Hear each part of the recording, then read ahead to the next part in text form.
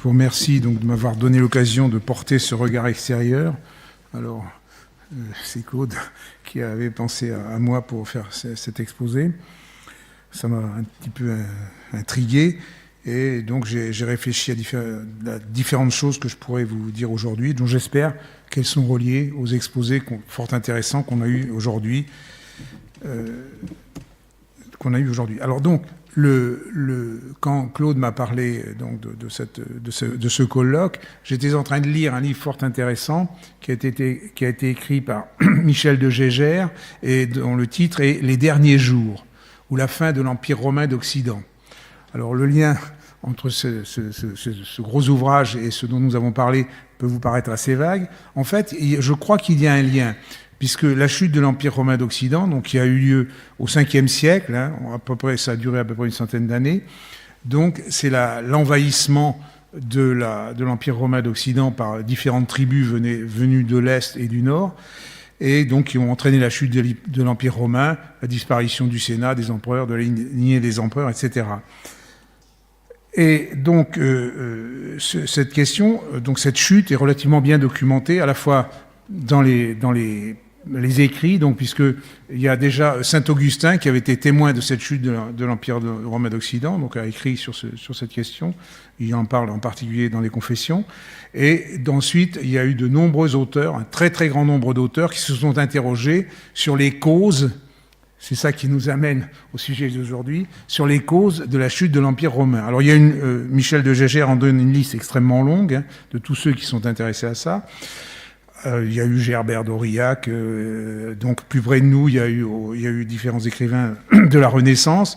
Encore plus près de nous, Voltaire, Gibbon, Montesquieu, bien sûr, et d'autres, disons, voilà, au cours du 19e siècle, dont Nietzsche, qui a donné une vue extrêmement, qui a lié après beaucoup d'autres, cette chute de l'Empire romain d'Occident à l'éclosion du christianisme. Alors, l'opinion apparemment des historiens, maintenant, n'est pas d'essayer de lier la chute de l'Empire romain d'Occident à un événement particulier ou à une sorte une explication unique, mais plutôt à un ensemble d'explications. Et c'est en cela que ça peut nous faire réfléchir.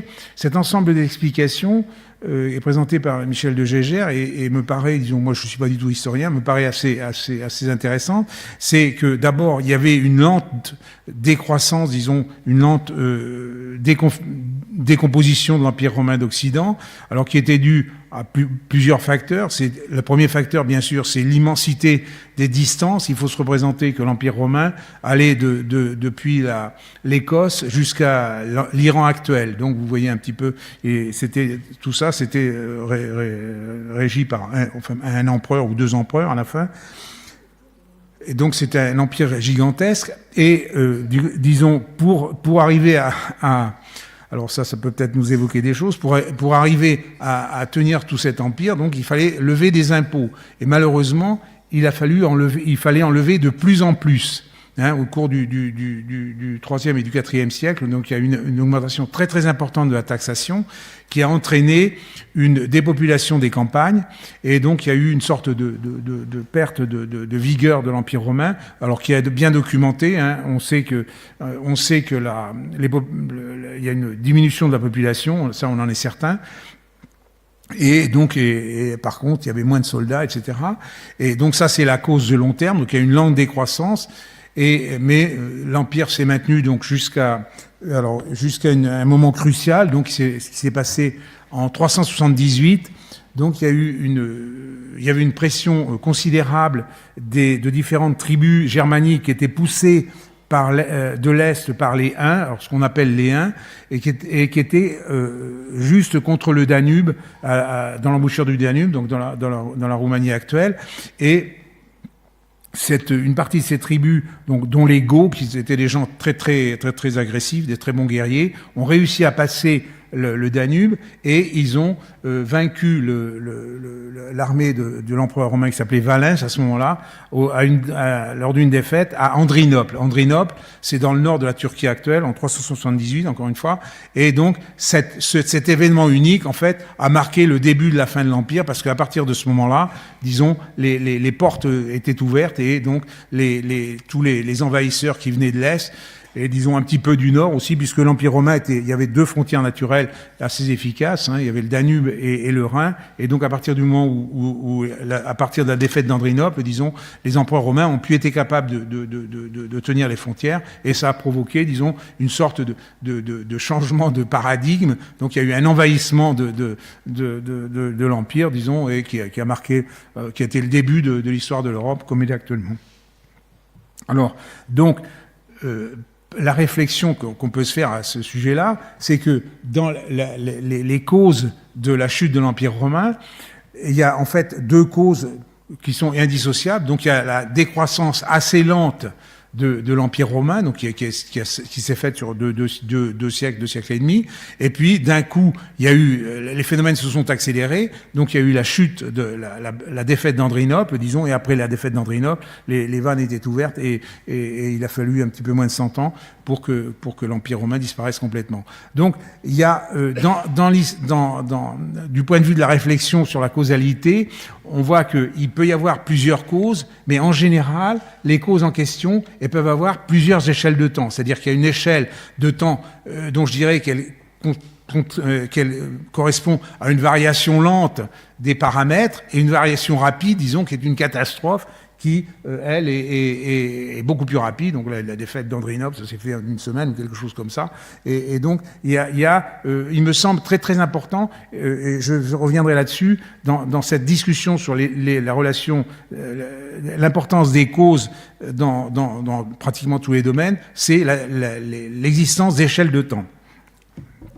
Alors, j'avance un petit peu dans l'histoire, si vous me le permettez. Donc, je saute, disons, plusieurs siècles. Donc, le grand livre, pour moi en tout cas, le grand livre des sciences qu'on appelle, des sciences dures, c'est les Principia de Newton. Alors, on peut dire, et vous allez voir pourquoi, de mon point de vue, c'est le grand livre, c'est dans les Principia, il y a une préface assez courte d'ailleurs, qui c'est en 2 pages, dans laquelle Newton explique son projet, et dans le projet de Newton, il y a, résumé de façon probablement un petit peu excessive, c'est de transformer ce qu'il appelle la science mécanique, c'est-à-dire la science des mouvements, en une science qui est aussi exacte que la géométrie d'Euclide. Donc l'idée de Newton, c'était qu'en fait, il n'y avait pas plusieurs sciences, il n'y avait pas la science, disons, la mécanique qui trônait, la géométrie qui était la science reine, et dans laquelle tous les raisonnements étaient exacts, etc. Et dans laquelle il y avait d'un côté les gens qui essayaient de comprendre un peu comment ça se passait dans les fluides, dans les mouvements, etc. Mais il n'y a qu'une seule science, et toutes les sciences relèvent de la même rigueur de celle d'Euclide, de la géométrie d'Euclide.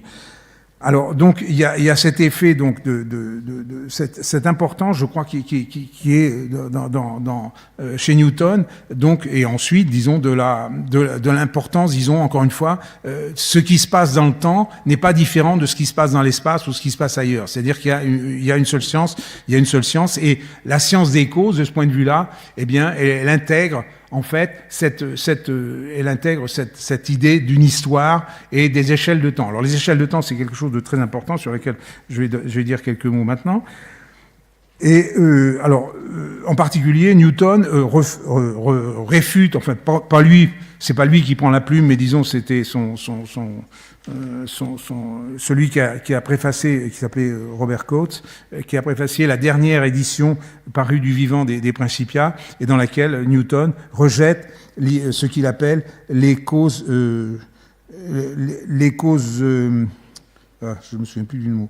Les causes occultes. Les causes occultes. Alors pour lui, les causes occultes, c'était essentiellement une attaque du cartésianisme. C'est-à-dire que ce que les cartésianistes imaginaient, c'était un petit peu la pensée, disons, la pensée avant les présocratiques. C'était à chaque nouveau phénomène, on imaginait une nouvelle explication. Alors dans les temps anciens, on imaginait qu'il y avait une nymphe ou quelque chose comme ça, ou un petit dieu qui poussait les objets. Et donc, les causes occultes, de Descartes en tout cas, c'était les tourbillons qui auraient poussé, qui auraient entraîné les mouvements des planètes.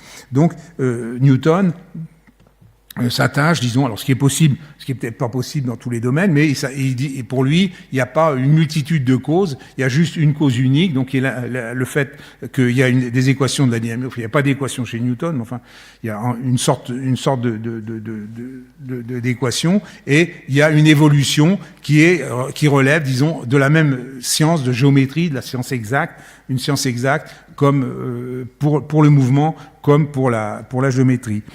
Alors, du point de vue, disons, de nos réflexions, en tout cas des miennes, disons, on peut imaginer que, quand on imagine, si on imagine donc que l'évolution des systèmes se fait par une sorte de géométrie de l'espace et du temps, des mouvements dans l'espace et du temps, eh bien, la notion de causalité n'a plus beaucoup de sens. Ce qu'on peut, donc, il suffit de penser, par exemple, à un théorème, disons, par exemple, comme le théorème classique, que les hauteurs d'un triangle se rencontrent en un point unique qui s'appelle l'orthocentre. On peut pas dire que les hauteurs se rencontrent en un point unique, que c'est la cause du fait que c'est des hauteurs qu'elles se rencontrent en un point unique, ça n'a absolument aucun sens. La cause, c'est dans cette philosophie, disons, il y a une propriété qui en entraîne une autre, et c'est tout. Il y a pas, où les deux propriétés existent au même moment, mais il y a pas, l'une n'est pas la cause de l'autre. Il n'y a pas d'idée de causalité.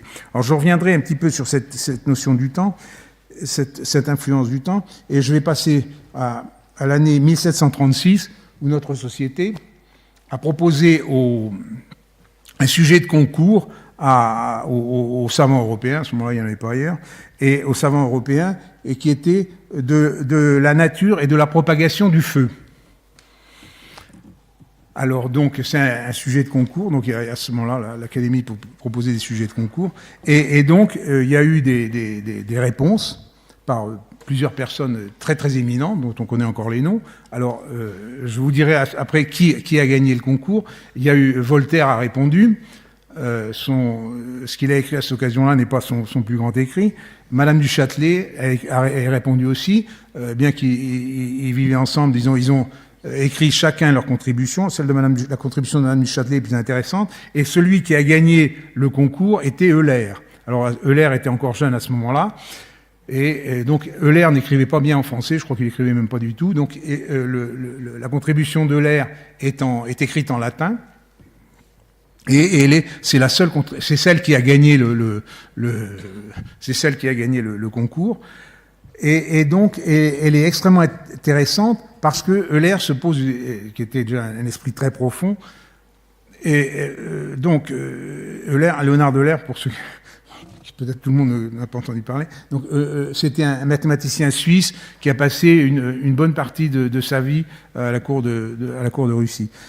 Et avec Frédéric de Prusse, ensuite il est allé en Russie. Et donc Euler, il s'est posé la question suivante. Imaginez une botte de foin, donc vous jetez une flamèche dedans.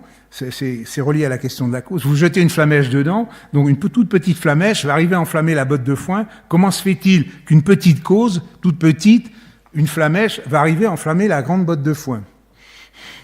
Voilà. Alors, c'est comment une petite cause peut avoir un très grand effet. Alors, il y a absolument aucun calcul, c'est juste des raisonnements que fait Euler. Alors, Euler parle des larmes du prince de Rupert. Alors, les larmes du prince de Rupert, c'est des petites gouttes de verre qui sont solidifiées très rapidement en faisant tomber des gouttes de verre dans l'eau. Et ces gouttes de verre sont dans un état instable.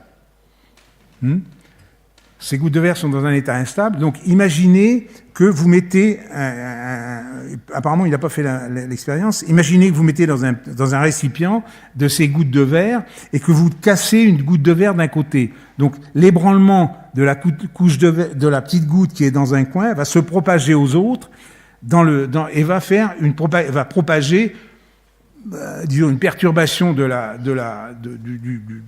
l'ensemble des petites gouttes de verre, des gouttes de verre solides, hein, des gouttes de verre solides va propager et va effectivement la petite impulsion initiale va s'amplifier et se propager dans le milieu. Alors donc ce que Euler imaginait, c'est que ça expliquait la propagation du feu dans les gaz ou disons dans les liquides. Alors c'est une suggestion très intéressante. Autant que je sache, il n'est jamais revenu sur cette idée-là, et il a fallu encore 2 siècles donc pour que Zeldovich, dans les années 30, effectivement, disons mettre plus ou moins, c'est pas directement inspiré de l'air, mais arrive à comprendre, disons, comment se fait la combustion, au moins dans les gaz. Donc, vous voyez, il y a des exemples de cas où une petite cause peut avoir de très grands effets.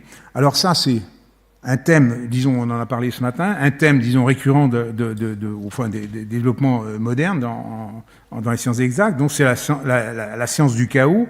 Et donc, effectivement, on est confronté dans énormément de systèmes physiques, hein, de systèmes réels, on est confronté à des cas où la notion de cause et d'effet sont pas des notions qui ont un très grand sens, puisque on a des systèmes dynamiques qui sont dans un état chaotique, c'est-à-dire pour lesquels on a parlé ce matin de Poincaré et de Poincaré, donc, et pour lesquels une petite perturbation initiale s'amplifie énormément et au bout d'un certain temps, disons, dont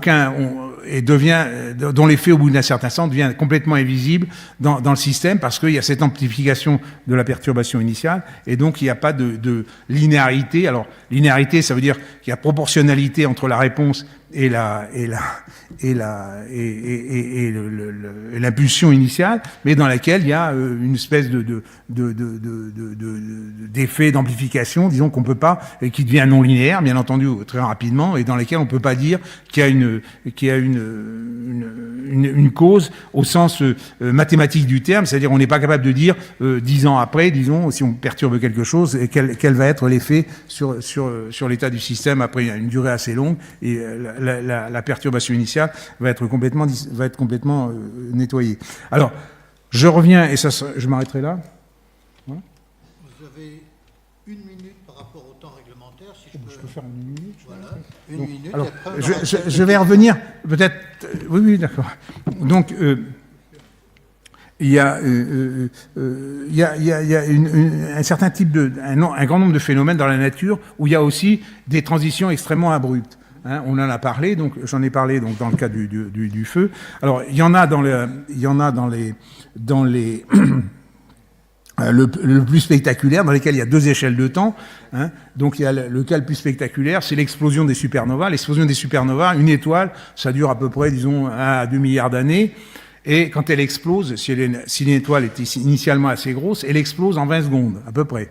Hein, donc vous voyez qu'il y a une différence d'échelle de temps, et il se passe absolument rien, il n'y a pas de catastrophe qui se passe, c'est la même dynamique avec une échelle de temps gigantesquement différente. Alors, ça fait 10 puissance 14 de rapport des échelles de temps. Donc vous avez le même système dans lequel il y a des choses qui se font sur des échelles de temps extrêmement différentes. Alors il y a les tremblements de terre aussi, où il y a des échelles de temps très très différentes, donc les plaques bougent un petit peu, puis de temps en temps il y a un grand tremblement de terre qui se fait très rapidement, et là, de la même façon, on n'arrive pas à prédire, enfin malgré beaucoup d'efforts, on n'arrive pas à prédire les tremblements de terre. Alors ce qu'on a suggéré, c'est que, en fait, non pas de prédire au sens... Prédire, c'est un mot, au moins pour les phénomènes naturels, qui est relativement ambigu, parce que ça veut dire quoi, prédire? Ça veut dire qu'on arrivera comme à une sorte de mage, on va dire, à tel endroit, il va y avoir un tremblement de terre dans 2 ans, dans 3 ans. Ça, c'est certainement tout à fait impossible. En revanche, ce qu'on peut imaginer, c'est d'analyser les phénomènes précurseurs et de voir le tremblement de terre arriver à un endroit donné.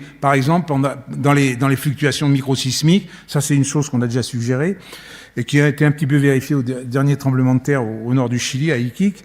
Il y a une autre chose aussi qui est reliée à ce dont tu as parlé, Claude, tout à l'heure, qui est l'endormissement. Alors l'endormissement, c'est aussi un phénomène. La physiologie d'un bonhomme, c'est quelque chose qui qui se fait sur des échelles de temps relativement longues, et l'endormissement, ça se fait à peu près en une vingtaine de secondes. Hein.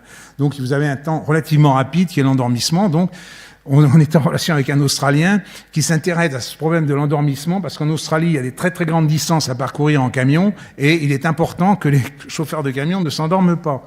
Alors donc, ils essayent de trouver un moyen de prédire, de voir à quel moment le chauffeur de camion va s'endormir. Alors pour ça, bon, ce qu'ils voudraient essayer de comprendre, c'est s'il y a des phénomènes précurseurs, disons, au moment où le camionneur, il passe de l'état éveillé à l'état endormi, qui est une transition relativement rapide, mais il y a deux états. En fait, vous avez un système qui a deux états qu'on peut appeler stable ou stationnaire, disons, qui est l'état du point de vue du comportement, hein, bien sûr qu'il continue à y avoir une activité cérébrale, mais et un état stationnaire, disons, du éveillé à l'état endormi, et il essaye de voir s'il y a des précurseurs, disons, dans les mouvements des yeux, dans les mouvements du corps, etc., qui est avant l'endormissement, donc qui est relativement rapide. Et ce type de transition, si vous voulez, ça c'est quelque chose qui est possible parce que on a effectivement un système c'est une transition qu'on appelle nœud-col, un terme du A Poincaré. Donc on passe d'un état stable, à un état instable, et ensuite on retourne vers un autre état stable. Et juste au moment où se fait la transition, eh bien, il y a un changement de nature des fluctuations diverses et variées qu'il peut y avoir au voisinage de l'état d'évolution. Donc c'est ce genre de choses qu'on espère, disons, pouvoir montrer, au moins dans ce cas-là. J'espère que ça servira à quelque chose. Bon, merci. Merci. Y a-t-il des questions sur cet exposé? Oui. Roger Badian. Sur quoi? Micro, j'entends pas. Ça m'a appuyé. J'avais un petit commentaire sur les causes occultes parce que finalement, il y a des cas en physique dans lesquels les causes occultes, c'est une source de progrès absolument considérable. L'exemple le plus remarquable étant l'origine de la mécanique statistique. La mécanique statistique est née de la théorie cinétique. Pendant 50 ans, tout le courant d'ensemble des physiciens était « Ah, vous n'avez pas le droit de penser qu'il existe des atomes puisqu'on ne les a jamais vus ». Or, les quelques fondateurs, Boltzmann, Maxwell, ont réussi à expliquer des tas de phénomènes grâce à l'existence hypothétique d'atomes, et ceci était refusé pendant très longtemps à cause du courant dominant qui refusait les causes occultes. C'est quand même intéressant. Bon, il a fallu qu'on voit les atomes, oui, que Jean Perrin les voit, pour que finalement la théorie symétrique, la mécanique statistique soit acceptée. Oui, je suis seulement partie d'accord avec toi, si tu me le permets. Oui, parce que, bon, de ce qu'on peut en comprendre, hein, la plupart il y avait les physiciens, je dirais, les plus honorables, Newton, Laplace et compagnie, disons, ils étaient convaincus par l'hypothèse atomique, hein, c'est-à-dire que Young, alors, bon, il y avait des gens qui continuaient, jusque le dernier étant Boisse, hein, si je ne m'abuse, à ne pas croire à l'hypothèse atomique. Donc, mais